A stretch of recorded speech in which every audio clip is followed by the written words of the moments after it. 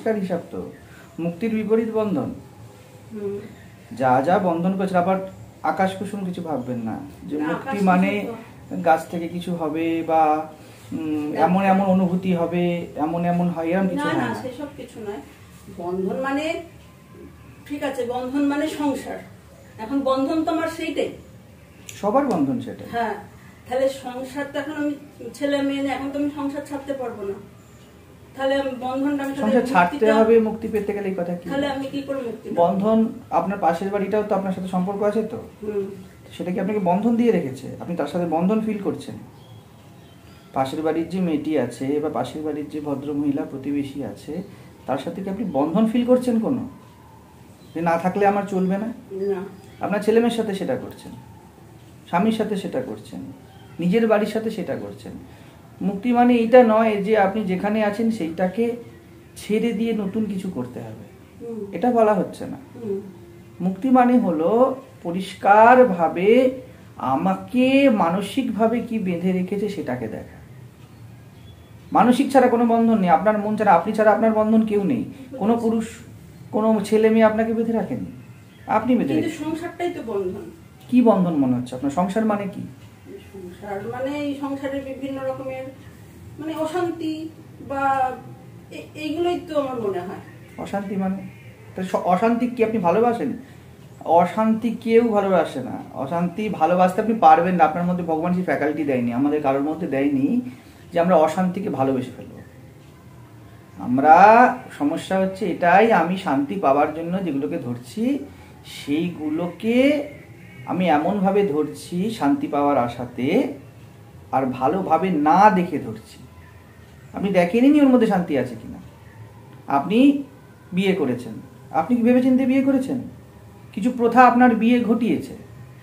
আপনার মাকে দেখেছেন বিবাহিতা, কাকিমাকে দেখেছেন বিবাহিতা, ছোট থেকে শুনেছেন আপনি বিবাহিতা, তো আপনাকে বিয়ে করতে হবে। অর্থাৎ কি হলো, বিয়েটা কিভাবে বন্ধন হয়ে গেল আপনার? বিয়েটা এইভাবে বন্ধন হয়ে গেল যে আপনি বিয়েকে দেখেননি, বিয়ের ফলে কি ঘটে করে ফেলেছেন। এরম ভাবে যেগুলো আপনি দেখেননি আপনার জীবনে, যে কি কি করছেন আর কেন করছেন, সেইগুলোই শুধুমাত্র আপনার বন্ধন। আপনি যেগুলো ভেবে চিন্তা করেছেন দেখুন সেগুলো আপনার বন্ধন হয়নি, বা ভেবে চিন্তা করলেও আপনি জিনিসগুলোকে এরকম ভাবে দেখেছেন যে আর 10 জন আপনাকে যেমন ভাবে বুঝিয়েছে। মনের মধ্যে একটা খুব সৌন্দর্য আছে। মন কিন্তু প্রথমবার, লোকে আমরা কথাটা বলি প্রথমবার দ্বিতীয়বার, এরকম নয়। মনের মধ্যে একটা সুন্দর জায়গা আছে, মন আপনাকে বারবার বলে দেবে যে এই জায়গাতে গেলে সমস্যা আছে, বলে দেখুন, বারবার বলবে ও। কিন্তু আমরা বলি তাতে কি হয়েছে, ও করেছে সে করেছে। আচ্ছা, সন্তানের মা হয়ে আপনি যখন সন্তানের মা হয়েছিলেন, আপনি কি তার আগে একজনকেও সন্তানের জন্য জ্বলতে দেখেননি, যন্ত্রণা দেখেননি কারোর জীবনে? তাহলে যখন আপনি এবার যখন আপনি সন্তানের মা হলেন, তখন এগুলো দেখেও আপনি কিন্তু ইগনোর করলেন যে আমাকে সন্তানের মা হতে হবে। কারণ কি? কারণ আমাকে সমাজ বুঝিয়ে দিয়েছে মা না হলে আমি কি মেয়ে। তো এই যে প্রথাগত জিনিসগুলো চলতে থাকে, এই যে আমাদের বিভিন্ন রকম ভিডিওস হচ্ছে বা আলোচনা হচ্ছে, এর মধ্যে এই প্রথাগুলোকে নিয়েই বলা হচ্ছে, কারণ এই প্রথাগুলোই বন্ধন হয়েছে, সব প্রথা নয়। মুক্তি মানে হলো জীবনকে খুব স্বচ্ছভাবে দেখা, আর কিচ্ছু আলাদা মুক্তি নেই। রামকৃষ্ণ, সারদা, বিবেকানন্দ ইত্যাদিতে যে মহাপুরুষ, এরা জীবনকে পরিষ্কারভাবে দেখেছে। ঠাকুর তো বিবাহ করেছিলেন, তোরই ঠাকুর বদ্ধ হয়েছেন। আপনার একটি ছেলে দুটি, ধরুন আপনি ধরেই দিলাম 4 জন ছেলে মেয়ে আছে, ঠাকুরের কাছে 16-16টা ছেলে মেয়ে আসতো, কিন্তু বন্ধন হলো না কেন? ঠাকুর তাদেরকে রাত জাগাতেন, তাদের দায়িত্ব নিতেন। বন্ধন ব্যাপারটা তখন হয়ে যায় যখন যে কাজটা আমি করতে চাইছি না অথচ আমায় করতে হচ্ছে। আমাদের দেখুন সবাই যারা সকল বলছে আমি ইচ্ছায় বিয়ে করেছি, যারা বন্ধনের কথা যারা ভেবেছিল যে খুব মজা হবে, তারাই এই মজাই কিন্তু এখন মাথার ভার হয়ে থেকে গেছে। তো এরকম ভাবে বন্ধনগুলো তৈরি হয়েছে।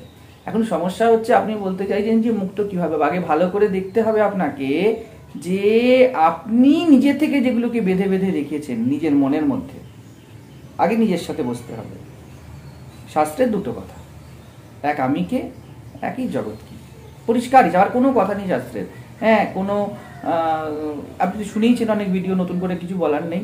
কোনো এটা হতে হবে, কোনো রকমভাবে বিশেষ কিছু করতে হবে। আমরা মুক্তি মানে বুঝি অনেক কিছুর মধ্যে মুক্তি নামক একটা পদার্থ আমার মনের ভিতরে বসে যাবে, যেই পদার্থটা বসে গেলে সবকিছু যেমন আছে তেমনই চলবে, অথচ আমি ফ্রি হয়ে যাব, এরকম নয়। এই ধারণাটাই তো এই ধারণাটি ভুল। আপনি যখন যখন এই মুক্তির কথাটা এইভাবে বলছেন, আপনি প্রথম প্রায়োরিটিতে কাকে বসিয়েছেন? আপনি প্রথম প্রায়োরিটি সংসারকে বসিয়ে দিয়েছেন। মুক্তি আপনার প্রথম প্রায়োরিটি নয়। কিন্তু প্রথমেই কি আপনি মুক্তি চাইছেন? মুক্তির উপর ভিত্তি করে সংসার হতে পারে, কিন্তু সংসারের উপর ভিত্তি করে মুক্তি কখনো হবে না। সে হচ্ছে এখন এখন আমার মানে এখন আমার ভগবানের প্রিয়, সেটা আমার প্রিয়, সেটা আমার এখন। তাহলে ছাড়তে পারবো না বলছেন কেন? ছাড়ার দরকারই বা কি আছে? পারবো না বলছি না, ছাড়তে পারবো না বলছি না, সেটা ছাড়তে পারার কথা বলছি না, ওই রকম না, সেটা বলছি না। সে তো আমি আমার প্রিয় ভগবানকে আমি দিয়েছি আমার সবকিছুই, সেটা নয়। কিন্তু ছাড়তে পারবো না মানে যেহেতু আমার ছেলে মেয়েকে ছেড়ে তো আমি ঘর। কেন আপনি ধারণা করছেন যে কিছু ছেড়ে দিতে হবে? ছেড়ে দিতে তো হবে না। ভগবানকে আপনি বললেন সব দিয়ে দিয়েছেন। কি দিয়েছেন ভগবানকে? আমার ভালোবাসাটা দিয়ে দিয়েছি। ভালোবাসাটা কিভাবে দিলেন? তাহলে সন্তান হলো কি করে? না, সে তখনকার কথা আলাদা, তখন এখনকার কথাই যদি বলা হয়, এখন যে ভগবানকে আপনি দিতে গিয়ে আপনি তো ক্যালকুলেশন করছেন, এই যেতে হবে, সেই যেতে হবে, এত সময়ের মধ্যে আসতে হবে, সময়ের মধ্যে ঢুকতে হবে, এগুলো কেন ক্যালকুলেট করছেন এত? তাহলে এখন তো ভগবানকে দিয়েছেন আপনি বলছেন, তাহলে এখনো ক্যালকুলেশন যাচ্ছে না কেন? আপনার যদি জীবনে মুক্তি হয়, আপনার ছেলের যদি ধরুন ভগবান না করে কিছু হয়ে যায় আজকে, আপনি সময় ক্যালকুলেট করবেন? কোন হসপিটালে যাব, কতক্ষণ দাঁড়াতে হবে? তখন আপনার প্রথম ক্রাইটেরিয়া কি বলে? আপনার ছেলে যদি হসপিটালাইজ থাকে, আমাকে ছেলের পাশে থাকতে হবে যতক্ষণ না ছেলে সুস্থ হয়। বাকিগুলো কেমন পিছনে পড়ে থাকে? হয়তো আপনার ওই দিনকে ব্যাংকে যাবার কথা ছিল, হয়তো আপনার একটা জমি কেনার কথা ছিল, হয়তো কোনো আত্মীয়র বিয়ে ছিল, এই সব প্ল্যানিং আপনি করে রেখেছিলেন। কিন্তু যেই মুহূর্তে ছেলে শরীর খারাপ হলো, সব পিছনে পড়ে গেল। এই হলো, এরকম ভাবে কি ভগবানকে জায়গা দিয়েছেন জীবনে? সবকিছু পিছনে পড়ে থাকলো। আমি বলছি না যে যখন আপনি ছেলেকে হসপিটালে গিয়ে দাঁড়িয়ে আছেন, আপনি কি সব সম্পর্কগুলোকে কেটে বেরিয়ে গেছেন নাকি? কেটে তো বেরিয়ে যাননি, সম্পর্কগুলো সব আছে। কিন্তু এখন এই জিনিসটা অনেক বেশি মূল্যবান, ছেলের পাশে থাকা অনেক বেশি দামি বাকিগুলোর থেকে। যখন ভগবানকে ভালোবাসা মানে ভগবান এমন মূল্যবান হয়ে যায়, কেটে কিছু যায় না। আর তখন আপনি ভালো করে এই মূল্যগুলো, এই যে রিলেশনসগুলো দেখছেন, রিলেশনসের মূল্য একমাত্র আপনি তখন বুঝতে পারবেন যে যখনই আপনি এদেরকে গুরুত্ব দিতে কম শুরু করবেন, দেখবেন কেউ আপনার পাশে থাকবে না। এবং মুশকিলের ব্যাপার হলো, আমরা কিন্তু সবসময় মুখে যাই বলে আমরা চাই আমার পাশে কেউ থাকুক, ভগবানকে চাই। রাম পাবো কি না পাবো, ভগবানকে যদি আপনি সত্যি চান, তাহলে ওই ছেলের অসুখের মতো হবে, সবকিছু পিছনে পড়ে থাকবে। আপনি কেটে বেরিয়ে যাননি, কিন্তু আপনি যখন ছেলের কাছে গেছেন, আপনি কি আত্মীয়র সাথে ঝগড়া করে এসছেন? এখন মাথায় ছেলে ছাড়া আর কিছু নেই। তখন আপনার ওটাই জগৎ, প্রথম প্রায়োরিটি। এখন থাকতে হবে, তাদের যা থাকে থাকুক, যা হয় হোক।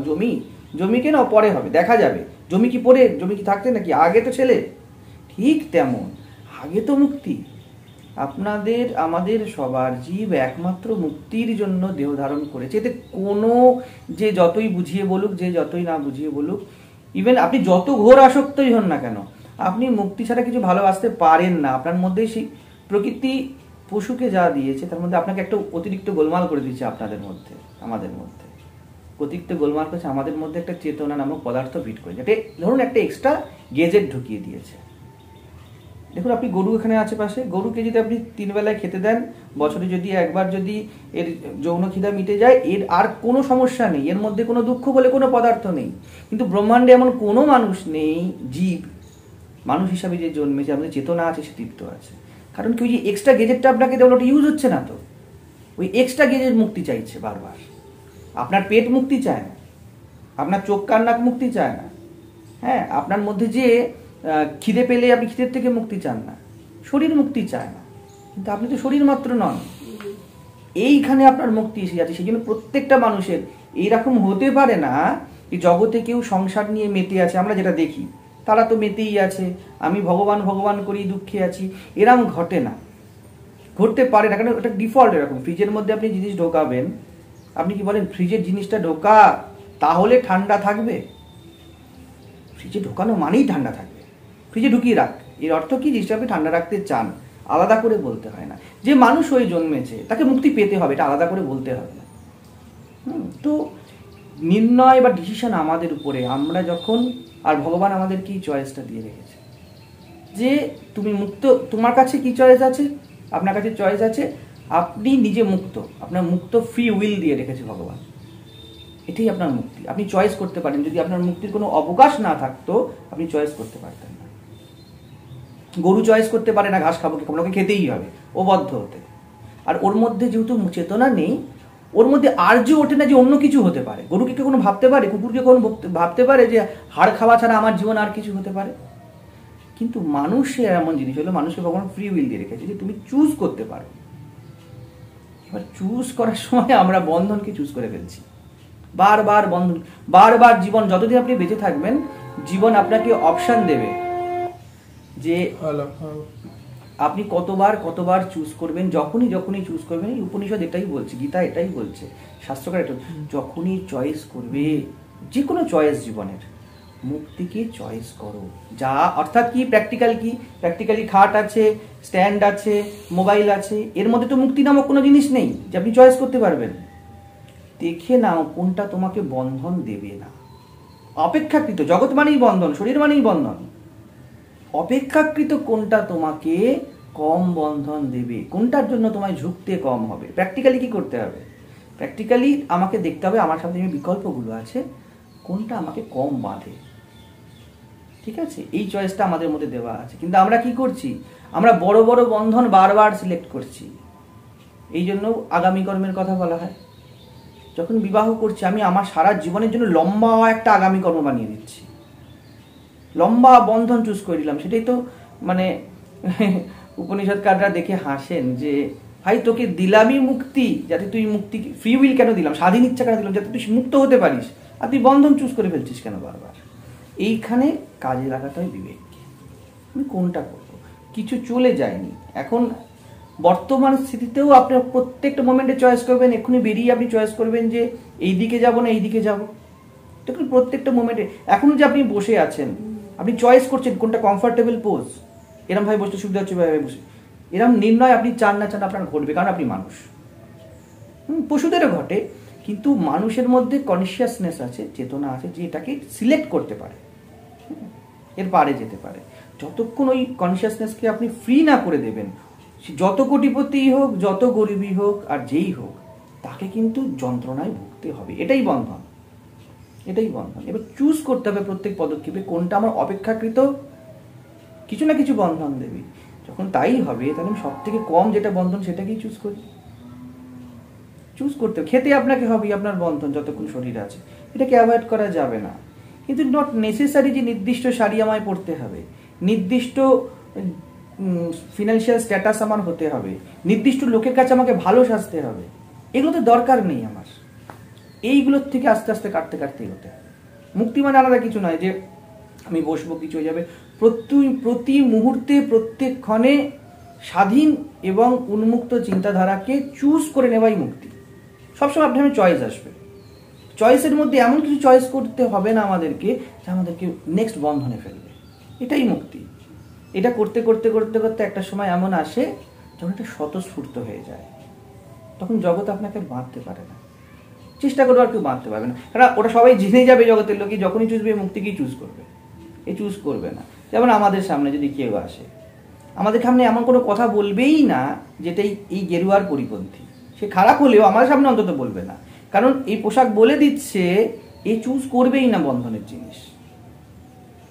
বুঝে যাচ্ছে? এটা আমরা একটা মুক্তির সহায়ক হিসেবে চুজ করেছি, সন্ন্যাস মানে আলাদা কিছু নয়। আমরা চয়েস করে নিয়েছি এমন একটা পোশাক যা অনেক যারা বন্ধন দিতে আসবে তাদেরকে অটোমেটিক্যালি না বলে দেবে। বলবে যে রাত্রিবেলা মহাদের কাছে যাওয়া যায়, না না যাওয়া যায় না, কিন্তু আপনার কাছে যাওয়া যায়, ওর কাছে যাওয়া যায়, ওর কাছে যাওয়া যায়। এই হলো ব্যাপার যে আমরা কনসিয়াসলি যখন চুজ করেছি যে কোনটাতে আমাকে কম বন্ধন হবে। গৃহস্থ কি করছে? ঠিক উল্টোটা করছে। দেখুন, সে একটার পর একটা সম্পর্ক পাঠাচ্ছে। প্রথমে স্বামীর থেকে যেগুলি এসেছে, তারপরে বন্ধু বান্ধব, তারপরে সন্তানের থেকে যারা এসেছে, ইত্যাদি ইত্যাদি ইত্যাদি করে সে বিভিন্ন রকম পাঠাচ্ছে। কোনো কিছু পাচ্ছে না, মোবাইলে ফেসবুকে গিয়ে সে ফ্রেন্ড রিকোয়েস্ট পাঠাচ্ছে, সে হোয়াটসঅ্যাপে চ্যাট করছে, একটার পর একটা। তো এগুলোকে আমরা করবো না, আমরা এগুলো করতেই পারি, কিন্তু যেটা চুজ করছি সেটা কি আমার মুক্তির সহায়ক হবে? সেটা কি মুক্তি মানে কি? মুক্তি মানে আমাকে বিভিন্ন রকম অশান্তি যন্ত্রণা বয়ে আনবে না তো। এই অ্যালার্টলি চুজ করাটাই মুক্তি। এখন থেকে যখন চুজ করবেন, এটা মাথায় ভাববেন না যে ছেলে আছে মেয়ে আছে আমার যন্ত্রণাটা হচ্ছে, না, তা হতে পারে না।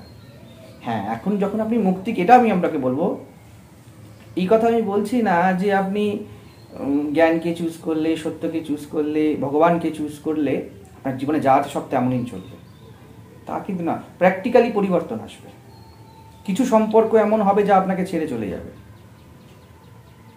যখন আপনার সাথে যেই মহিলাটার হয়তো বিয়ে বাড়িতে একসাথে যাওয়ার কথা ছিল, আপনি হসপিটালে, সে কি আপনাকে জন্য দাঁড়িয়ে থাকবে নাকি? সে আপনাকে ছেড়ে ঠিক আছে তুই থাক, আমি ঘুরে আসি।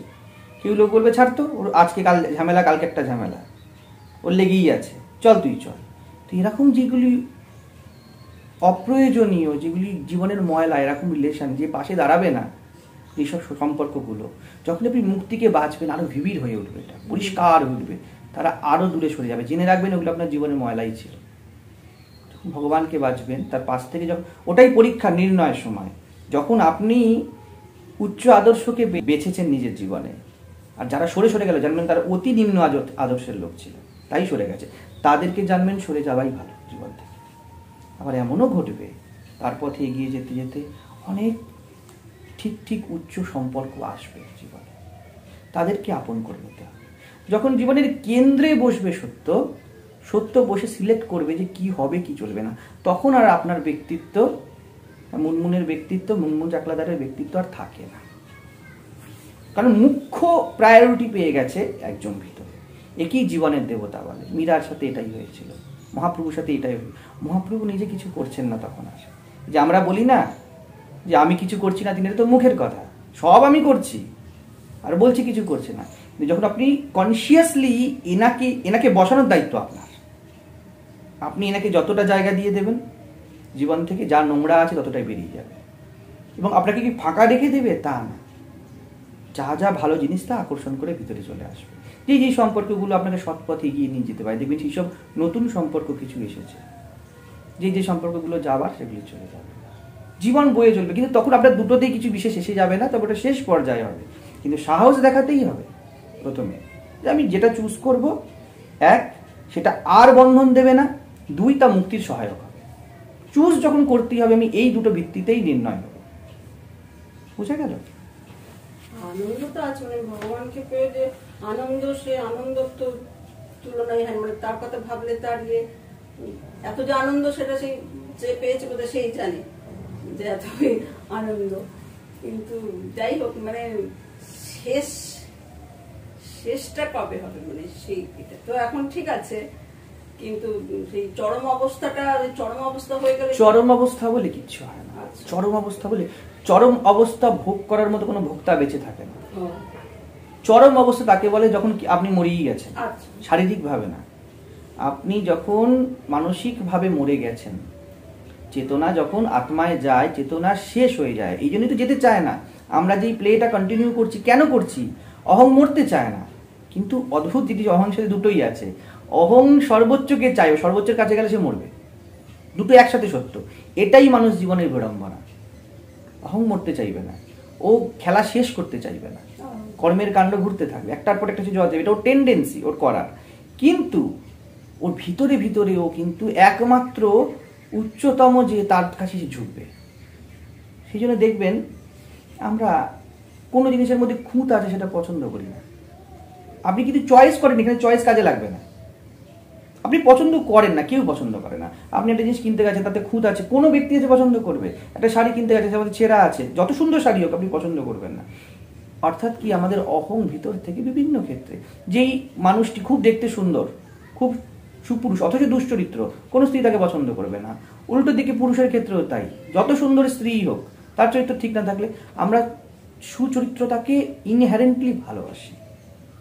কিন্তু মুশকিল হয়ে যাচ্ছে যখন সে চয়েস করতে যাচ্ছে, তখন সমস্যা করে ফেলছে। ভালোবাসি কিন্তু অহং দেখছে যে আমি যখন সুচরিত্রতার সামনে যাব, উঁচুর কাছে যাব, কি ঘটবে? উঁচুর কাছে একটা জিনিসই ঘটতে পারে, সমর্পণ, আত্মসমর্পণ করতে হবে। যে বড়, যে মহৎ, তার কাছে তো আপনার কোনো রকমের আমি বড় চলবে না, হামবড়া চলবে না। ভগবানের কাছে গিয়ে কি হামবড়া চলে? এই জন্য ভগবানকে আমরা দূরে রাখি। আমরা বলছি আনন্দের কথা, আমরা ঘরের এক কোণে তাকে রাখি। কারণ কি, উনি এত বড়, অহং ওখানে গেলেই লয় হয়ে যাবে। কিন্তু অহং, আমাদের অহংয়ের টেন্ডেন্সি কি বললাম? অহং চায় সবকিছুকে পকেটে রাখতে। কারণ কন্টিনিউ হবে না খেলা। আপনি স্ত্রী, আপনার স্বামী, খেলা কন্টিনিউ হবে না। কিন্তু যদি এই স্বামী যদি জগৎ স্বামী হতো, তখন আপনার মানসিক স্থিতি কি হতো? তখন আপনি হতেন মীরা আর সে হতো কৃষ্ণ। এমন কৃষ্ণ যে তার সামনে মীরার তো অহং লয় হয়ে যাবে। আমাদের নর্মাল মানুষের অহং সেটা চায় না। কিন্তু অহং কি করবে? ওর ভিতরে অদ্ভুত একটা খেলা, ও একমাত্র কৃষ্ণের সামনেই ঝুঁকতে চায়। আপনি যত স্ত্রী হন, যত দেখুন, প্রত্যেকটা স্ত্রী পুরুষ দেখুন, কেউ তার স্বামীর সাথে খুশি নয়। কেন খুশি নয়? কারণ দীর্ঘ সময় থাকার ফলে তার ভিতরের যে খুঁতগুলো সে দেখতে পেয়েছে। পুরুষ স্ত্রী দেখছে, স্ত্রী পুরুষে দেখছে। আমরা সবার আমাদের খুঁত আছে। এবার আমাদের ভিতরে অহং এই খুঁতে খুশি নয়। ও চায় এমন কিছুকে যে নিখুঁত হবে। আমরা সবসময় দেখুন না, পারফেকশন পারফেকশন পারফেকশন খুঁজছি। জগতে তো কোনো কিছুর মধ্যে নিখুঁত নেই। আর অহং উল্টো দিকেও দেখছে, যদি আমি এমন কাউকে পেয়ে যাই নিখুঁত, আমারই নাশ হয়ে যাবে, কারণ সমর্পণ হয়ে যাবে। এইখানে ক্ল্যাশ হতে থাকে, এইখানে সাহসের প্রয়োজন পড়ে। আর আপনি যে বলছেন আধ্যাত্মিকতায় মুক্তি, দেখুন আমরা যত দুঃখে থাকি না, তত সুখের ফিলিংস বেশি। যে যত সংসারের যন্ত্রণায় আছে, সে মন্দিরে গিয়ে তত বেশি শান্তি পাবে। দুঃখ না পেলে ভগবানকে পাওয়া যায় না, সেটা আমি উপলব্ধি করেছি যে ভগবান দুঃখতে ভগবানের চলার পথ খোলে। ভগবানের পথে গেলেও দুঃখ আছে। হ্যাঁ, সে তো আছেই, ভগবানের পথে গেলেও দুঃখ আছে, কিন্তু আগের দিন সেটাই আমি বললাম, ভগবানকে পাওয়া যায়। দুঃখ দিয়ে ভগবানকে পাওয়া যায় না, ভগবানের কাছে দুঃখ নেই। আমরা দুঃখ পাই বলেই মানে ভগবানকে বেশি করে ডাকি, আর তখনই ভগবান আমাদের কাছে আসে, সেটা আমি উপলব্ধি করেছি। দুঃখ পাবেনই আপনি দুই ক্ষেত্রেই, সংসারের ক্ষেত্রে ওর ক্ষেত্রে দুঃখ আপনাকে পেতে হবে। কারণ মানুষ যা শরীর পেয়েছেন মানে অভিশাপ্ত হয়ে গেছে জীবনের সাথে। একটা মানুষ জন্ম হায়ার পসিবিলিটিসের জন্ম, কিন্তু আমরা যেভাবে জীবন কাটাচ্ছি, 99% মানুষ যেভাবে কাটায়, তারা তো হায়ার পসিবিলিটিসকে ম্যানিফেস্ট করতে কাটায় না। আমার উচ্চতর সম্ভাবনা ম্যানিফেস্ট হোক, আমি মিথ্যা থেকে সত্যের দিকে যাবো, কজন ভাবছে এই কথাটা? আমরা তো এইভাবে জীবন কাটাচ্ছি না। ফলে কি হয়ে যাচ্ছে, কষ্ট আমাদের বাঁধা ধরা। শরীর ধারণ করেছে মানে কষ্ট হবেই। বলার উদ্দেশ্য, এই কষ্টই যখন হবে, তাহলে কষ্ট যাতে শেষ হয় সেই পথে কষ্ট করে। কষ্ট শেষ মানে কি? এই কষ্ট শেষ মানে, তার মানে আমরা যেটা জানতাম কষ্ট শেষ মানে মুক্তি হয়ে গেল, মানে আর কোনোদিন জন্ম হলো না। আমরা তো সেটাই ভেবেছি, মানে মুক্তি মানে ভগবানের এমনিতে কোনোদিন আর জন্ম হবে না, এই জন্মই শেষ। সেটা আপনি বলেছেন, সেটা আমাদের, আমি বলিনি, শ্রীকৃষ্ণ বলছে। যাই হোক, আমাদের বোঝার ভুল ছিল। আমাদের মনে এতদিন যা ধারণা ছিল সেগুলো আমরা এতদিন বুঝতে পারছি, নাহলে তো আমাদের তো এতদিন। কিন্তু দেখছেন কত লোক বুঝতে পারছে না। সমস্যাটা ওখানেই হচ্ছে, অহং মরতে চায় না। সে তো আমি সেই জন্য আমি আমাদের যে এত দিনের যে ধারণা, সেই ধারণাগুলোই তো বন্ধন, আনকনসিয়াস ধারণাগুলোই তো বন্ধন। যারা যারা বলছে যে এই পুনর্জন্ম বিষয় ইত্যাদি, তাদের বেশিরভাগ ক্ষেত্রে সমস্যা একটাই হয়ে যাচ্ছে, তারা রেফারেন্স দিচ্ছে কোনো বইয়ের, কোনো ইয়ের, তারা নিজেরা কখনো ভাবতেই বসেনি জিনিসটা কি। এইরকম ভাবি আমরা আনকনসিয়াসলি যা যা ধারণা করে রেখেছি। কারণ দেখুন, আপনি গীতার কাছে যান, আপনি সবসময় জেনে নেবেন প্রত্যেকটা জীবের একটা করে চশমা আছে চোখে, প্রত্যেকটা জীবের। সেই চশমা সে চুজ করে। আমরা কিভাবে করবো আমার ধারণা, চশমাটা কিসের? ধারণার চশমা। আমি ছেলে, আমি মেয়ে, আমি অমুক বাড়ির ছেলে, আমি ব্রাহ্মণ, আমি ইত্যাদি ইত্যাদি, আমি পড়েছি, আমি পড়িনি।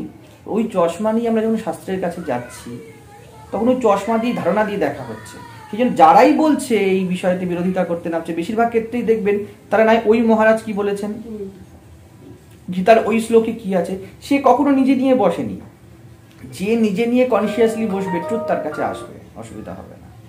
সেই তো মানে সেই গীতার তো, হ্যাঁ, গীতা পড়ে বুঝেছে যে মানে গীতার মধ্যে যে ভগবান আছে, এবং প্রত্যেকটা প্রশ্নের উত্তর যখন আমি ডিপলি কোনো জিনিস নিয়ে চিন্তা করি, মানে তখনই আমি সে আমার গীতা উপনিষদ বিভিন্ন মানে উত্তর পেতাম। সেটাই মানে পরিষ্কার বুঝতে পারলাম যে ভগবান যে সব আছে, দেখতে পায়, সবকিছু শুনতে পায়। ডিপলি বুঝলে বোঝা যাবে না, কারণ এই জন্য বোঝা যাবে, এই জন্য কি ছিল ভারতীয় শাস্ত্রে গুরু পরম্পরা ছিল, শ্রুতি ছিল, বেদ। যে নির্দিষ্ট অধিকারী দেখে, অধিকারী বলতে কি, কে কোন মানসিকতার, মুক্তিতে তো সবার অধিকার। আগেকার দিনে এটা হয়েছিল শ্রুতি, যে আমরা গুরু দেখবে যে এর মানসিক স্থিতি কি, তার ভিত্তিতে তাকে উপদেশ দেবে। কিন্তু ইন্টারনেট এসে গেছে, এখন যে যা পারছে বই খুলে পড়ে ফেলছি আমরা। ফলে এই যে আপনি বলছেন যে ধারণা হবে পড়লে গভীরে গিয়ে, আপনার গভীরে কি আছে? আপনি ছোট থেকে যা শিখেছেন ওই সংস্কারে সংস্কারিত, কন্ডিশনড মন বলে একে। ফলে আপনি যতই চেষ্টা করুন, এই কন্ডিশনের মধ্যে দিয়ে আপনি দেখবেন, যত গভীরে যান আপনার গভীরতা ওই কন্ডিশনের মধ্যেই। এখন একমাত্র গুরু বা আচার্য সেই বুঝতে পারবে যে আপনার কন্ডিশন কি, কারণ গুরু সেই যে কন্ডিশনের পার নিজেকে দেখতে পেরেছে, কন্ডিশনগুলোকে চিনতে পেরেছে, যে অহংকে চিনতে পেরেছে। তো তখন গুরুর কাছ থেকে শোনার বিধান, যে গুরু দেখে বলবে যে আচ্ছা তোমার এই সমস্যা, তোমার জন্য এই উপদেশ। এখন তো উপদেশ শ্লোক আকারে সব খুলে গিয়েছে যাবতীয়, তো এখন যে যার মতো একটা করে তুলছে, একটা করে পড়ে ফেলছে, এবার পড়ে নিয়ে মনে করছে আমি ব্রহ্ম, আমি আত্মা। তো এইখানে সমস্যা হয়ে যাচ্ছে যে ভারতীয় সনাতন যে পদ্ধতি ছিল শিক্ষার, আধ্যাত্মিক জীবন, সেটা এরকম ছিল না আগে। এবং সমাজের সাথে ঘুরতে ঘুরতে ঘুরতে ঘুরতে ওই জন্য লেখা পর্যন্ত হতো না, কানে কানে, তাও যাকে তাকে বলবে না গুরু, শ্রুতি বলবে। এবং অনেক দিন তাকে সাধনা করিয়ে নিয়ে তাকে বলবে গোশালা পরিষ্কার করো, তাকে বলবে খড় কাটো, এইগুলি করে কি তাকে যোগ্যতা অর্জন করার চেষ্টা করছে। করে তারপরে তাকে যখন একটা কথা বলছে তখন অল্প কথাতেই কাজ হচ্ছে। আমরা এত শুনেও কেন হচ্ছে না? কারণ ওই যোগ্যতাটা আমরা অর্জন করছি না। এই যোগ্যতা কিসের যোগ্যতা? অহংকে পাতলা করার যোগ্যতা। এখন যে আমরা এই চেঁচাচ্ছি আমি আত্মা, আমি আত্মা, আমি ব্রহ্ম, এটা অহং চেঁচাচ্ছে। সেইখানে সমস্যা হয়ে যাচ্ছে যে আমরা ভুল, যেটা নাশ করার কথা সেটাকেই আমরা সর্বোচ্চ মনে করছি। তো এই জন্য গুরু আচার্যের খুব প্রয়োজন, ঠিক ঠিক তার কাছ থেকে শেখা যাবে। এবং মার্কেটে তো তাই চলছে এখন। আপনি যাই যে বলছে আনন্দের কথা বলছিলেন না, আধ্যাত্মিক জীবনে গেলে আনন্দ হয়। আধ্যাত্মিক জীবন প্রথম কিছু আনন্দ হবে না। যে আনন্দটার কথা আপনি বলছেন আপনার সংসারের বা যে যেখানে আছে, আর একটু ভিতরে যান, আনন্দটা উপলব্ধি হচ্ছে দুঃখের ভিত্তিতে। আপনি যত বেশি গরম থেকে যাবেন এসিতে, এসি তত বেশি সুখদায়ক মনে হবে।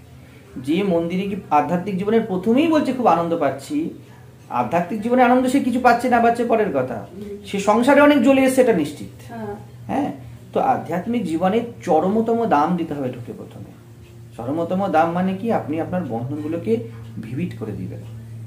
পুরো নিজেকে দেখা কত কঠিন, সামনে দাঁড়িয়ে নিজেকে দেখতে হবে, এটাই তো আধ্যাত্মিকতা। আর কি দেখবেন? আত্মাকে ব্রহ্মকে তো দেখা যায় না, তাকে সে তো চোখের সামনে দৃশ্যমান পদার্থ নয়, দেখতে হয় নিজেকে। আর যখন নিজেকে পরিষ্কারভাবে দেখবেন তখন অনেক কিছু পুড়বে, অনেক কিছু জ্বলবে। এই জ্বালা সহ্য করতে হবে। মাটির হাঁড়িকে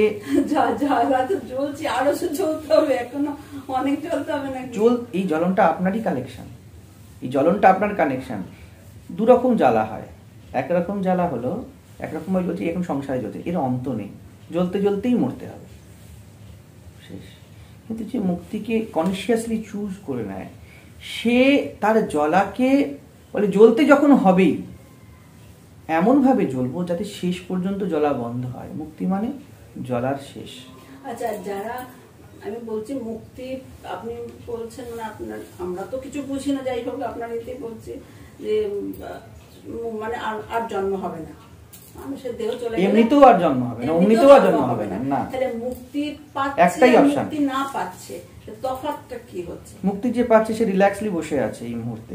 জীবনে আপনি যন্ত্রণায় কাটিয়ে দিলেন এই প্রিসিয়াস জীবনটা, যেটা মানুষের জন্য একমাত্র আনন্দে থাকার, জীবন মুক্তির একমাত্র আধার হলো মনুষ্য শরীর। মানুষ ছাড়া কেউ এটা উপলব্ধি করতে পারে না। সে উপলব্ধি করতে পারে তার অনন্ত সম্ভাবনাকে। গরু পারে না, ছাগল পারে না, ব্রহ্মাণ্ডের কোনো পদার্থ পারে না, মানুষ পারে। সে যে এত বড় সুযোগ নষ্ট করে দিল, এর থেকে বড় কি? আমরা ধারণা করে রেখেছি যে মৃত্যুর পরে মুক্তি হবে।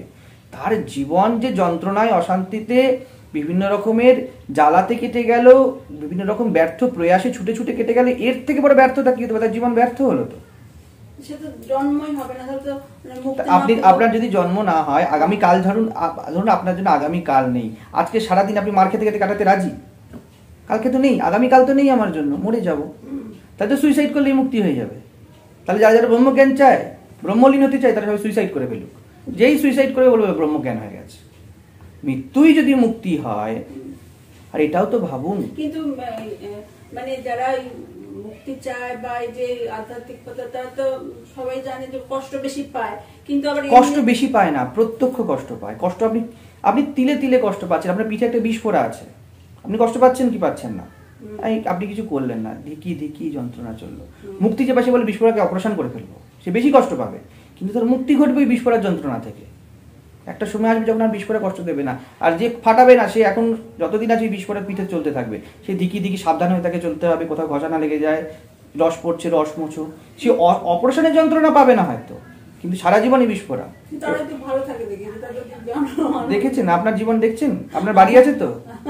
আপনার বাড়ি আছে, স্বামী আছে, ছেলে আছে, আর ইউ হ্যাপি? নয় তো? আপনার র্যাঙ্কের কোটি কোটি মহিলা আছে, তারা কেউ তার মানে হ্যাপি না। আপনি জান না শ্রেষ্ঠতম যে জগতের সব থেকে বড় ধনী, আমরা তো টাকাকেই সব থেকে বেশি জান না, তার কাছে গিয়ে জিজ্ঞেস করুন না, তাকে একটুখানি নেড়ে খেতে দেখবেন, শুধুমাত্র ভিতরের মাল মেটেরিয়াল বেরিয়ে পড়বে। এটাই তো বলছি না, প্রকৃতি আমাদের কেমন ভাবে বানিয়েছে, যে এক্সট্রা গেজেট দিয়েছে চেতনা নামের, ওই চেতনার পূর্ণতা না হলে, চেতনা সর্বোচ্চ অবস্থা না পৌঁছালে কোনো জীব শান্তিতে থাকতে পারবে না। আপনি এইখানে এই লেভেলে জগৎ মানে কি বলুন তো? বিস্তার, ছড়িয়ে দেওয়া নিজে। আপনি নিজেকে অনেক বড় করতে পারেন, টাকায় করতে পারেন, অনেক ছেলে মেয়ে হতে পারে, অনেক মান সম্মান হতে পারে, অনেক পদ হতে পারে, কিন্তু এই লেভেলে বিস্তার হচ্ছে, ছড়িয়ে যাচ্ছে। যে জগতের লেভেলে কি, যে যত বেশি বিস্তার করতে পেরেছে সে তত বেশি ভালো আছে, এটা ধরে নেওয়া হয়। কিন্তু যতই আপনি ছড়ান, আপনি এই উঠতে পারবেন না, এই লেভেলেই আপনাকে ছড়াতে হবে। এটা হলো জগৎ, জগতের যাবতীয় জিনিস। আপনি দেখুন না, বড় বড় লোক রাত্রিবেলা একটা প্যাক মেরে মদ খেয়ে শোয় কেন? আমার কাছে অন্তত এই মুহূর্তে 1 ডজন আছে, নাম বলা যাবে না, সেই জন্য 1 ডজন লোক আছে যারা পার মান্থ অন্তত পক্ষে 50 লাখ 30 লাখ এরকম তারা ডিলিং করে, কিন্তু রাত্রে 1 প্যাক না মারলে তার ঘুম হয় না। বুঝতে পারছেন জীবন কেমন নরক হয়ে আছে? আমাদের প্রত্যেকের জীবন এমন নরক হয়ে আছে, আপনি জানেন তো? আপনাকে যখন বাড়ি থেকে দেখাবে, হয়তো আপনার 2 তলা বাড়ি আছে, বাগান আছে, ঘর আছে, ছেলে মেয়ে আছে, বলবে, বাইরে থেকে দেখলে সবাই বলবে কি, দেখো জীবনটা সেটেলড আছে। কাহিনী ভিতরে কি চলছে? বাইরে বলছে চমৎকার বাড়ি, আর ভিতরে তো হাহাকার চলছে, ভিতরে তো আগুন জ্বলছে। না, আমার মনে যারা তারা কষ্ট কম পায়, মানে কি, তারা তো কাঁদে না, যারা তারাই তো উপর দিয়ে ভালো থাকে, শুয়ে গেছে। যেই চামড়াটা বেশি ঘষা হয় আমাদের গোড়ালির সামনে থাকে, শক্ত মাংস হয়ে যায়, চোখের জল শুকিয়ে যায়। 2 অবস্থায় চোখের জল শুকিয়ে যায়। যখন প্রচুর যন্ত্রণা হয়, যেই মা প্রচুর বেশি ব্যথা পায়, দেখবেন ছেলে মারলে, চলে গেলে বা ছেলে মারা গেলে সেই মা আর কাঁদে না, যন্ত্রণার চাপ ঠিক আছে। আমাদের সত্যি কথা বলতে এরকম যন্ত্রণায় আমরা আছি, আমাদের কাঁদার আর চোখের জল নেই, চোখ হাঁপিয়ে গিয়েছে। এখন মনে করছি, আর বাইরে থেকে দেখে মনে হচ্ছে কোনো রকমের যেন বিকার নেই, ভালোই আছে। কেউ নয় তা।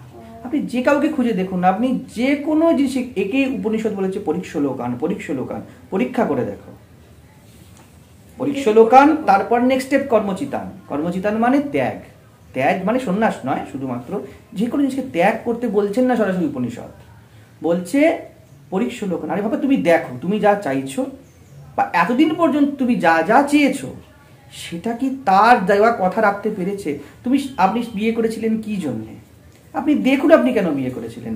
যেই উদ্দেশ্যে বিয়ে করেছিলেন সেটা কি পূর্ণ হয়েছে, তৃপ্ত হয়েছে? একে পরীক্ষা করা বলে। বা আপনি এক্ষুনি যে জিনিসটা করতে যাবেন, দেখুন যেটা চাইছেন, আর 10টা লোককে দেখুন, কারণ এখনো তো আপনি ওটা করেননি। কারণ আপনি মোবাইল ফোন কিনতে যাবেন, মোবাইল ফোনের থেকে আমাদের কি দাবি থাকে? আমি একটু বেশি সুবিধা পাবো। দেখুন যাদের ফোন আছে তাদের হয়তো এত বেশি অসুবিধা জীবনে হয়ে গিয়েছে, আমি বলছি না ফোন নেবেন, আমি জাস্ট একটা এক্সাম্পল বলছি। যে ফোন, যার ভালো একটা ফোন আছে, তারা হয়তো সারাদিন ফোন তুলতে তুলতে সে বিরক্ত, যার ভালো লাগছে না ফোন। অথচ আমার মনে কি ইচ্ছা, যদি একটা ফোন হয়ে যায়। আমাকে তো কেউ ফোন করেই না। আমার মনে হচ্ছে কি, এটাই বলেছি, নদীর এপার কহে ছাড়িয়া নিঃশ্বাস, ওই পারে সকল সুখ আমার বিশ্বাস। কেন এটা বেশি যন্ত্রণাদায়ক হয়ে গেছে?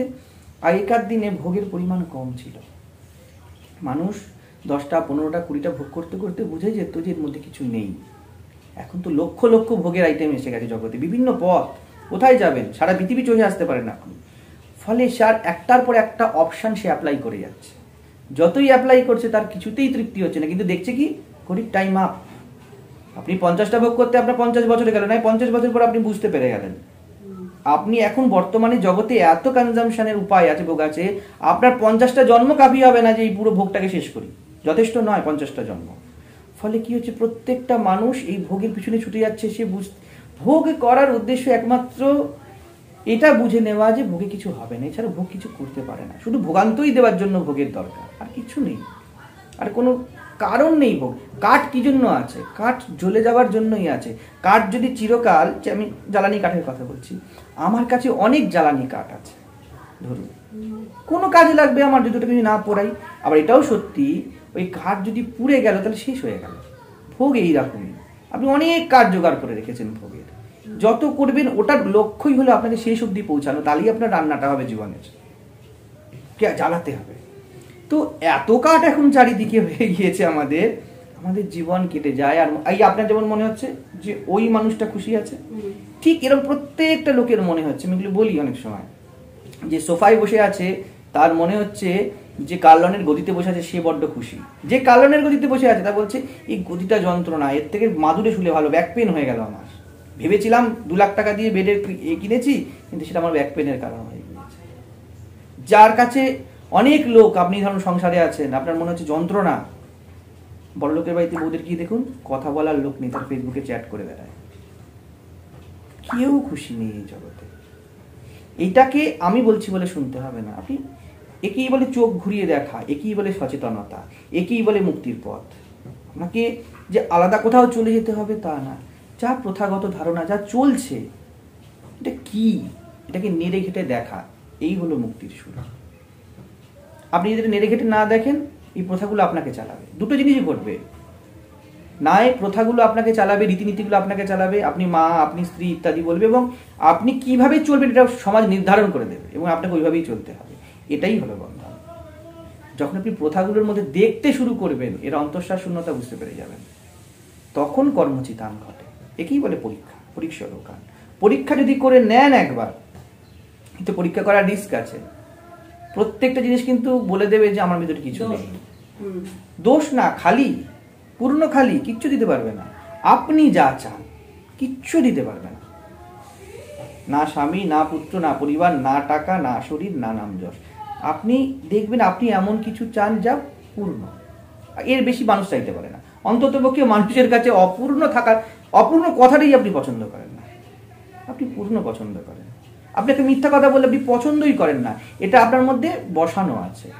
তো যখনই আপনি পরীক্ষা করতে যাবেন, প্রত্যেকটা জিনিস কিন্তু বলে দেবে যে আমি মিথ্যা, আমি অপূর্ণ, আমি অতৃপ্তি। এই ভয়েতে লোক সাহস করে না পরীক্ষা করার। বাল্মীকি সাহস করেছিল। বাল্মীকি ঋষির কথা জানেন, মুনির কথা জানেন? রামের রচনা যখন ঋষি বাল্মীকি আগে কি ছিল? রত্নাকর।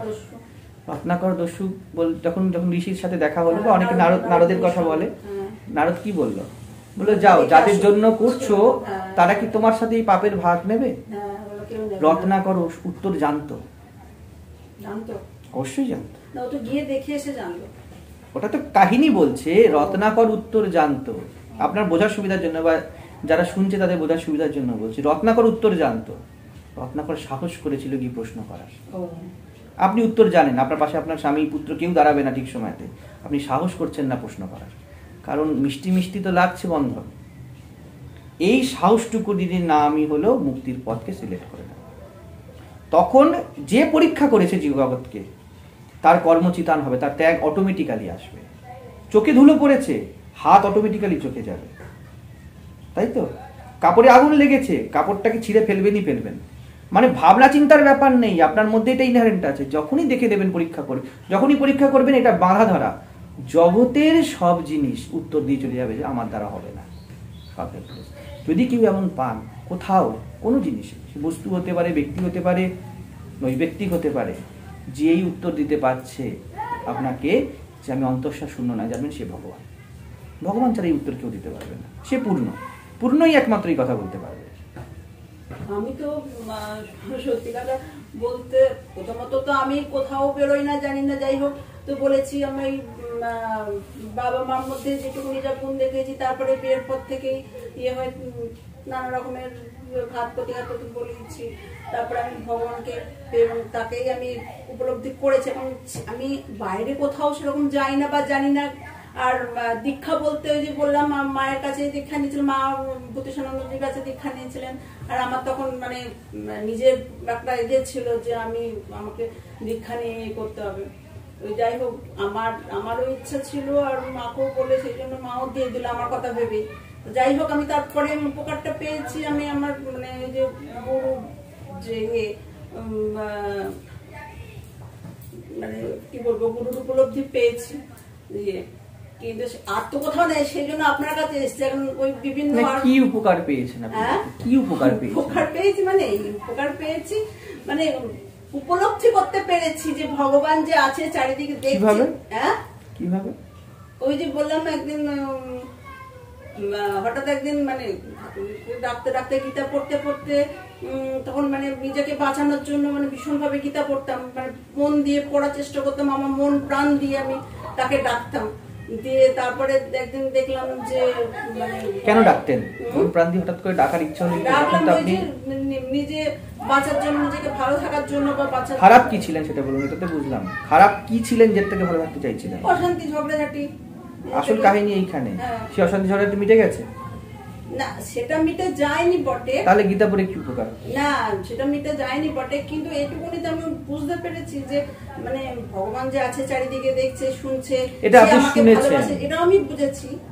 এগুলো আপনি শুনেছেন? কি এগুলো আপনি শুনেছেন? কি শুনেছি?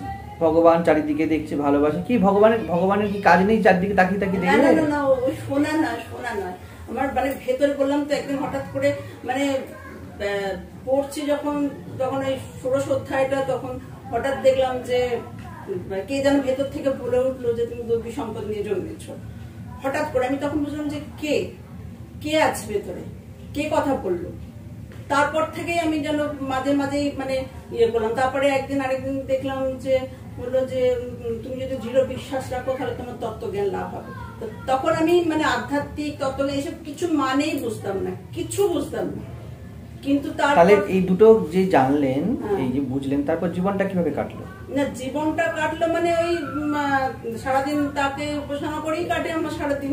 তাহলে এত যন্ত্রণার কি আছে? তাতে আপনি ভালো আছেন? যন্ত্রণা মানে এমনি ওইভাবে চলছে, ঠিকই আছে। এটা কখনো হয় এরকম? যার ভিতর থেকে বাইরে থেকে কোনো আওয়াজ ওঠে না, ভিতর থেকে শুধু ঢেকুর ওঠে, আর কোনো আওয়াজ ভিতর থেকে ওঠে না। ঠিক আছে, দেখুন আমাদের মনের বড় ছলনা আছে আমাদের সাথে। ঠিক আছে, ভগবান আর আপনি যে অবস্থাতে আছেন জেনে রাখবেন, ভগবান আর সাহসিকতা একই জিনিসের দুটো নাম। যদি ভিতর থেকে বীর না হলেন, আপনি নিজে জানেন আপনার জীবন কি চলছে, তাহলে কোনো ভগবানের ডাক আসেনি ভিতর থেকে ভগবানের ডাক একটাই। আমাদের যে ভিতরে ভগবান আছে বলি না, একটাই কারণ, একটাই দিক থেকে আপনি চিনতে পারেন।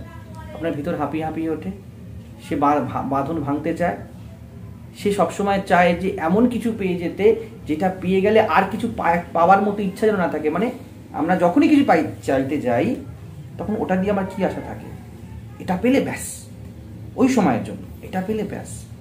এইটুকুনি আপনার ভিতরে ভগবানের ডাক। আপনি যে গীতা পড়ছেন, এখন আমরা মনটা সংসারের দিকে বেশি হয়ে গেছে বলেই এখন সেই উপলব্ধিটা এখন কি করে হয়ে গেল? সব উপলব্ধি ফেক, কোনো উপলব্ধি কিছু নেই। আপনার গলায় সাপ আছে, আপনি ভুলে যাবেন সংসার করতে করতে আপনার গলায় সাপ আছে একবার দেখার পরে? না, সে তো ভুলে যায়নি, তাহলে মনে আছে। আপনি উপলব্ধি করেছেন, আপনিই বলছেন যে তোমার গলায় সাপ আছে, এর নাম কালকে উঠে যখন তখন ছবল মারবে। এবার আপনি রান্না করতে করতে ভুলে গেছেন, ওটা আপনি বলতে চাইছেন? না না, কখনো না, ওই আমি কখনো ভুল। তাই দুটোর মধ্যে একটা ভুল, অনুভূতি কখনো ভুলে যায় না। তাহলে দুটোর মধ্যে একটা ভুল হচ্ছে কোথাও না কোথাও। যদি ভিতর থেকে মুক্তি কখনো ধাক্কা দিয়ে যায়, ভগবানকে ছোটখাটো জিনিস ভাববেন না।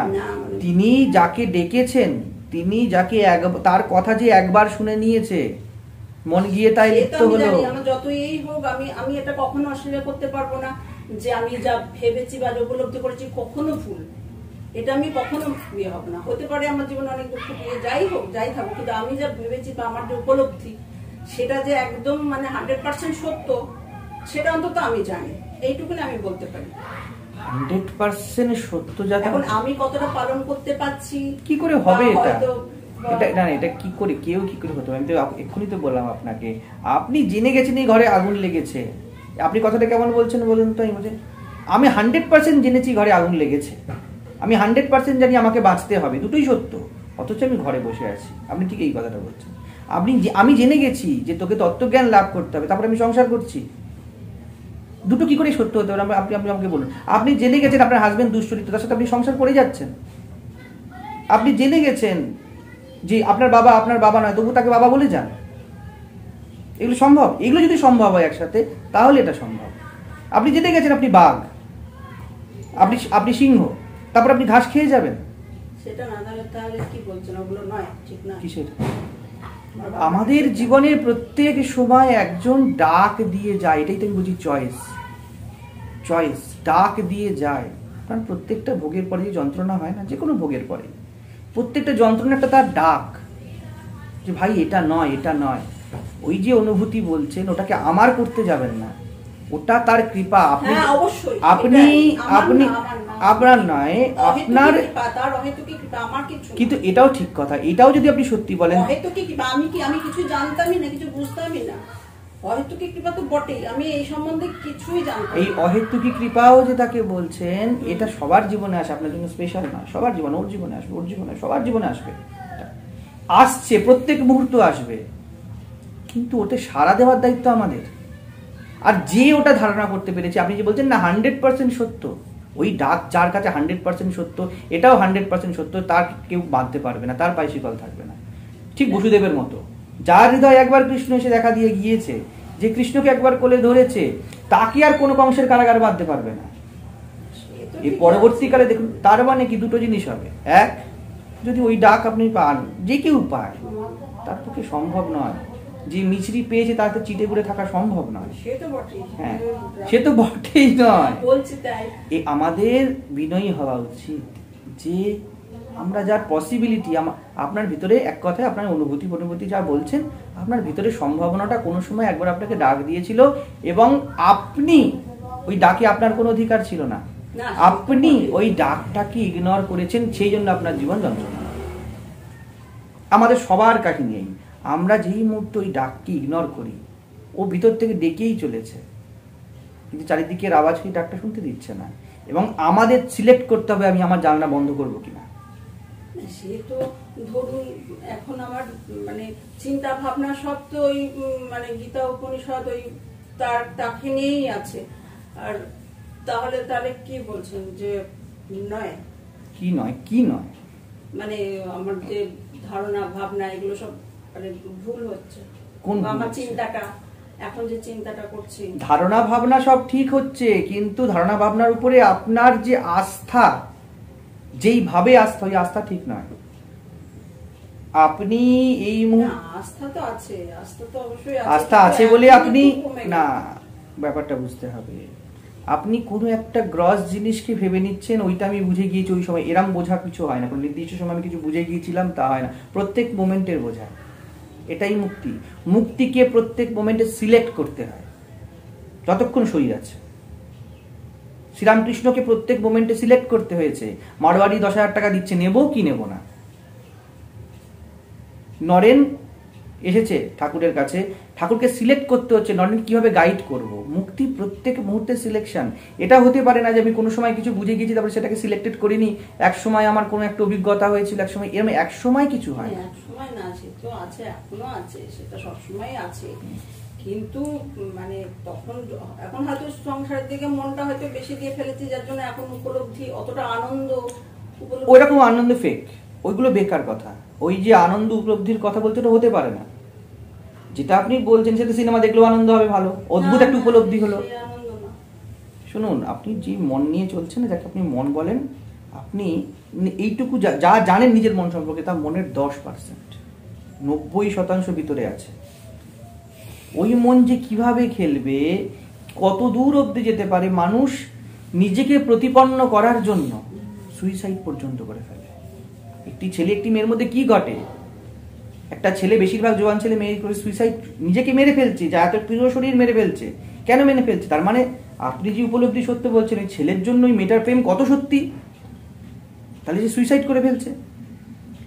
একটি ছেলে শুধু নিজেকে প্রতিপন্ন করছে, এর পিছনে কইটুকু কথা আছে জানেন? মাত্র আমি দেখিয়ে দেব যে আমি কত ভালোবাসতাম, এই অহংকার। সে নিজেকে শেষ করে দিচ্ছে। তো এই যে অনুভূতি উপলব্ধি বলছেন, আমি কখনো বলছি না অনুভূতি উপলব্ধি বলে কিছু হয় না। প্রত্যেক সময় আমাদের অনুভব হচ্ছে। দেখুন, আধ্যাত্ম সবসময় একটি কথা, একটাই পরিষ্কার জিনিস, আপনি কেমন আছেন, আপনাকে ভালো থাকতে হবে। আপনি যদি ভালো থাকেন এই মুহূর্তে, আপনার জন্য কোনো আধ্যাত্মিকতার প্রয়োজন নেই। সেই জন্য দেখুন জগতে যারা মেতে আছে তার জন্য আধ্যাত্মিকতা নেই, কারণ সেই মুহূর্তে বুঝতে পারছে না। আধ্যাত্মিকতা বিগিনস উইথ যখন আপনি বুঝতে পারলেন আমি ভালো নেই, আমাকে ভালো থাকতে হবে, এখানে আধ্যাত্মিকতা আসবে। অর্জুনের সাথেও সেটা ঘটলো, আমি বুঝতে পারছি না কি করব, কৃষ্ণ আমাকে বলো। যদি সেই অবস্থা আপনার আসে, তার মানে হলো কি আপনার কাছে আপনার জীবনে এখনো গীতা জ্ঞান আসেনি, এখনো বাকি আছে। যদি এই মানসিক স্থিতি আপনার হয়, কারণ গীতা তো তারপরে শুরু হবে না, আমি তো সেটাই তো ঠাকুরকে বলতাম যে বলো না। এটা হতে পারে না যে গীতা আপনি জীবনে আনলেন, গীতার ডাক আপনি জীবনে নিয়ে আসলেন, তারা ব্যাপারটা ওইভাবেই নিন। কারণ গীতা আপনার জীবনে আনলেন অথচ আপনি ভুলে গেলেন, এরম হয় না, এরম হতে পারে না। জীবনে যন্ত্রণা জাগবে, সব পথই যন্ত্রণা, যে কোনো পথে যান আপনি, ঠিক আছে, তখন গীতা কাজে লাগবে। আমি বলছি না যে তত্ত্বজ্ঞানকে ইগনোর করতে পারবে যে তার থেকেও বড়, তার মানে তত্ত্বজ্ঞানের ডাক আপনি যেটা পেয়েছেন বলছেন, ওটাকে যদি আপনি ইগনোর করতে পারেন, বা যারা বলে এই কথা, তাহলে কি করে করছেন? প্রত্যেক মুহূর্তে মুক্তিকে পাচ্ছেন কি? আপনার অন্তঃকরণ কি বলছে? তাহলে প্রত্যেক মুহূর্তে পাচ্ছেন তো, তাহলে প্রত্যেক মুহূর্তে আপনার আনন্দের, আপনার জন্য আর কোনো জ্ঞানের প্রয়োজনীয়তাই নেই। এখন আপনি জ্ঞানের যোগ্য হয়ে গেছে, আপনার কাছে লোক জ্ঞান নিতে আসবে, তাই হবে, এটাই ট্রুথ। যখন শ্রীরামকৃষ্ণ বিশেষ কিছু নয়, যে গীতাকে নিজের জীবনে নামাতে পেরেছে তার কাছে অর্জুন আসবে শুনতে, অর্জুন এসে হাঁটু গেড়ে বসবে। কিন্তু আত্মপ্রবঞ্চনা করে কোনো লাভ নেই। এটা আপনি বলতে পারেন যে আমি শুনেছিলাম এটা সত্য, ভিতরে সত্যের জন্য আকুতি আছে, কিন্তু আমি নিজের আসক্তিতে অকর্মণ্যতাকে তাকে জীবনে স্থান দিইনি, সেই জন্য আমার জীবন নরক হয়ে আছে, এটা আপনি বলতে পারেন। কিন্তু আমি এক সময় সত্যকে লাভ করেছিলাম আর এখন ভুলে গেলাম, এটা মিথ্যে কথা, এটা হতে পারে না। সত্য বাঘ আর আপনি হলেন মানুষ, সত্য সেই সময় আপনাকে খেয়ে ফেলবে, জাস্ট গল্প শেষ ওখানে, এটা হতেই পারে না। এটা বুঝুন ভালো করে। আমি সত্যের ঝলক পেয়েছিলাম, আমি ভগবানকে দেখেছিলাম, আর ভাই তুমি ভগবান নিষ্ঠ জীবনটা দেখবো তো। আমার বাড়িতে খুব ভালো ফজলি আমের গাছ ছিল, ভাই একটা আম তো এনে দেখা, গাছ হয়ে আছে বাঁজা, আছে ওখানে অসত্য গাছ, আর তুমি তাকে বলছো ফজলি আমের গাছ। আমাদের কাহিনী এরকম। আর মন যে কোথায় নিয়ে যায় একটা মিথ্যাকে, আপনি যদি নিজের জীবনেই দেখেন বুঝতে পারবেন, একটা মিথ্যাকে ক্যারি আউট করতে করতে করতে করতে এটা সত্য বলে বোধ হয়। দেখবেন সংসারের মধ্যে দেখবেন একজনের সাথে একজনের ঝগড়া হয়ে গেল, মুখ দেখা দেখিনি, একদম জঘন্যতম পরিস্থিতি সৃষ্টি হলো, দুদিন পরে আবার এক হয়ে যাচ্ছে। কি করে এটা ঘটছে? থাকতে থাকতে থাকতে থাকতে ধারণা হয়ে যাচ্ছে যে সালা তুইও হার চাস, আমিও হার চাই, দুজনেই তো কুকুরের চাষ, চল একসাথেই থাকি। মিথ্যা গা সওয়া হয়ে যাচ্ছে, তুইও ধুলোই গড়াগড়ি খাস, আমিও ধুলোই গড়াগড়ি খাই, কতদিন আর ঝগড়া করবো? তো এই জিনিসগুলি ঘটে, ওই জন্য মিথ্যার সঙ্গ দিতে নেই কখনো। আর এই মিথ্যার সঙ্গ না দেওয়া মানেই হলো সত্যের সাধনা করা, আর কোনো সাধনা নেই। সত্যকে পাওয়ার জন্য সাধনা হয় না, মিথ্যাকে ছাড়ার জন্য সাধনা হয়। এখন দেখুন কত সাহসিকতা লাগবে জীবনে। আপনি যখন এখান থেকে বেরিয়ে হাঁটতে হাঁটতে আপনি বুঝতে পেরে যাবেন আপনার জীবনে কি কি মিথ্যা আছে, ছাড়তে যাওয়ার সময় বুকটা কেঁপে কেঁপে উঠবে। সেই জন্যই সাহসের কথা বলছি। এই জন্য উপনিষদে বলছে নায়ম আত্মা বলহীন লভ্য, বলহীনের জন্য নয়। পরীক্ষা যখন করবেন আপনি ধরুন একটা স্কুলের এক্সামিনার, আপনি কি তখন আপনার অধিকার আছে দেখার এটা আমার ছেলে কি এটা আমার মেয়ে? আপনাকে তো তখন পরীক্ষার পুরো রেজাল্ট পরিষ্কার খাতা দেখতে হবে, ছেলেকে 0 দিতে হবে, 0তে 0 পেলে। ওই সাহস তো আমাদের হয় না, আমার ছেলে, দাম দিতে হবে। যত দাম দেবেন, যত গুড় দেবেন তত মিষ্টি হবে। যে যত গুড় দেবে, যে যত মিথ্যাকে ঘাটানোর দাম দেবে জীবন থেকে, তার জীবনে সত্যের জায়গা তত বেশি ক্লিয়ার হবে, তত বেশি স্পষ্ট। এটাই সাধনা, আর কিছু নয়। গীতা এতে সহায়ক। গীতা যা বলছে তা জীবনের যত স্তরে স্তরে যাবেন তা নতুন নতুন আরো গভীর হতে থাকবে। গীতা ওই কথাই শেষ কথা নয়, সে যে কোনো শাস্ত্রেতেই। তবে একটা শাস্ত্র পড়ার একটা অসুবিধা আছে, মহাপুরুষের জীবন শাস্ত্র। শাস্ত্রের মধ্যে 2 রকম কথা থাকে। শাস্ত্র সবসময় আত্মদর্শী পুরুষরা বলে তো, একটা কথা বলে যেটা তাদের মানসিক স্থিতি, তাদের অবস্থান। যখন শ্রীকৃষ্ণ বলছে যে আজ এই শ্লোকগুলো তুলে খুব টানা হিচড়া চলে, হ্যাঁ, আমি সবার মধ্যে আত্মা হয়ে আছি, আমরা ধরে নিই কি আমরাও সবার মধ্যে আত্মা হয়ে আছি। তো ওটা কৃষ্ণের জন্য প্রযোজ্য। কৃষ্ণ সেই স্থিতিতে আছেন, আপনি আমি সেই স্থিতিতে নেই। কিন্তু আমরা চট করে বলিনি, হ্যাঁ তার মানে কি আমি আত্মা হয়ে সবার মধ্যে আছি, সব আত্মাই আমার মধ্যে আছে, ইত্যাদি ইত্যাদি। ওটা কৃষ্ণের জন্য। আরেকটা স্থিতি থাকে তারা যেটা আমাদের জন্য বলেন। যখন শ্রীকৃষ্ণ বলছেন ক্লৈব্যং মাস্ম গমঃ পার্থ, ক্লীবতা ছেড়ে ওঠো, ওই কথাটা আমাদের জন্যে। কিন্তু যখন বলা হচ্ছে অচ্ছেদ্যয়ম অদায়য়ম, আমাকে আগুন পোড়াতে পারে না, জল আমাকে ভিজাতে পারে না, ওটা কি আমার জন্য? আপনাকে জল দিলে আপনি ভিজবেন না? আপনার বর্তমান জায়গায় আসো, আপনার বর্তমান স্থিতি কি? তখন আমরা কি করি? একটা মিথ্যা আধ্যাত্মিকতার সহায়তা নিই। আমরা বলি কি, মনে মনে আমি কল্পনা করব আমায় কেউ পোড়াতে পারে না, আমায় কেউ জ্বালাতে পারে না। আরে না, তোমার প্র্যাকটিক্যাল অবস্থা তা নয়। আধ্যাত্মিকতা কোনো অলিক কিছু চিন্তা করার নাম নয়। তোমার অবস্থা কি, তাহলে তোমার জন্য কোনটা?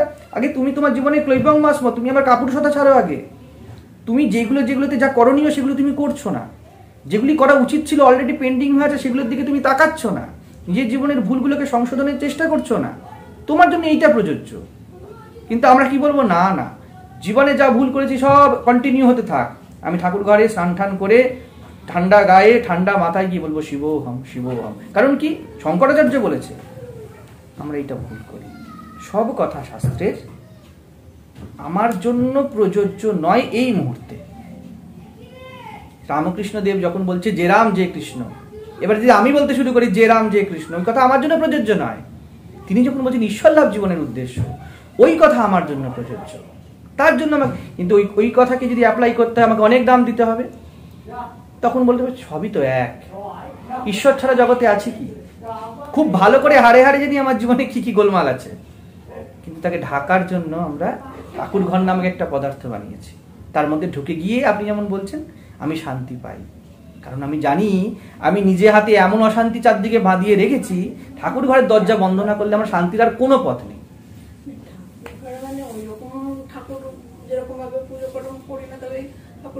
যাই হোক, বই পড়াই হোক, যাই পড়ে, বইগুলো শুধু বলে দেয় নিজের বন্ধন কাট। তারপর বই বন্ধ, আমাদের বন্ধন কাটার ইচ্ছাও বন্ধ। বইটা তো উপায় বলে দেবে, এমন একজনও মহাপুরুষ নেই। দেখুন আমি একটি কথা বলি, যেমন দেবেন তেমন পাবেন, পরিষ্কার হিসাব, এটাই কর্মফল, আর কোনো কর্মফল নেই। যা করবে, যার যার কর্তা হয়ে তুমি কর্ম করেছো, তার তার ভোক্তা তোমায় হতে হবে। কেউ কাটতে পারবে না, কেউ কাটতে পারবে না। ওই জন্য আমাদের ঠিক কাজই করছি কিছু না, সচেতন ভাবে করা উচিত। নিজেকে ঠকালে চলবে না, বোঝা গেল? তাহলে এই মুহূর্তে কি করবে? যেভাবে আছে ওইভাবে কি করবে? তখন আমি সেই কথা বললাম, এই মুহূর্তে কি করবেন, এই মুহূর্তে কি চাইছেন সেটা দেখতে হবে। আগে কর্তা নির্বাচন হবে। আপনি কি করতে চাই, কি করবেন, আপনি ডানে যাবেন না বা, সেটা কে বলবে? আপনি কোন দিকে যেতে চাইছেন? আপনি তারকেশ্বর যেতে চাইলে এই দিক দিয়ে যাবেন, আপনি হাওড়া যেতে চাইলে ওই দিক দিয়ে যাবেন। তো প্রশ্ন হবে যে কর্তা কোন দিকে যেতে চায়, কোন মুখী হতে চায়, এটাকে সিলেক্ট করুন এবং খুব ভিতরে গিয়ে সিলেক্ট করুন আমি কি করতে চাই। নিজেকে প্রশ্ন করতে শিখুন।